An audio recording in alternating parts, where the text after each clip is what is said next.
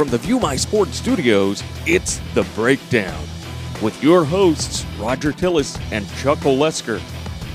Today's guest on The Breakdown is volleyball coach John Dwyer of Episcopal High School out of Jacksonville, Florida.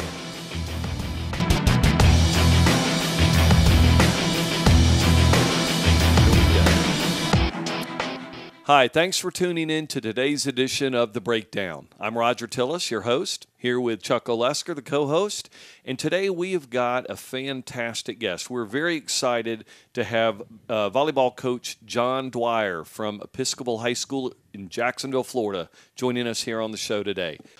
Before we get started, I want to talk real quick about a passion of mine, which is an organization that a gentleman named David Batter has started up in Michigan.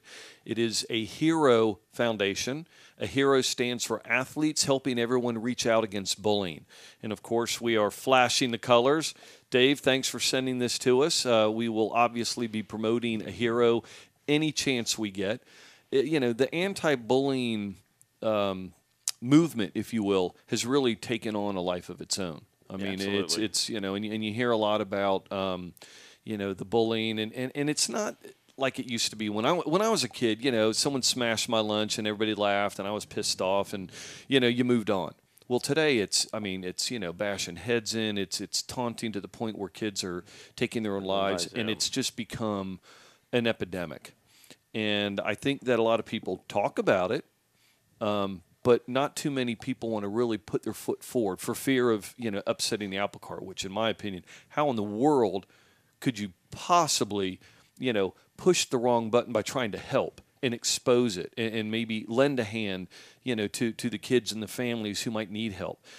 My message, me personally, is think about what you're doing. To the bullies out there who think you're cool and you love making yourself look good by intimidating those that might not be just like you, think about what you're doing.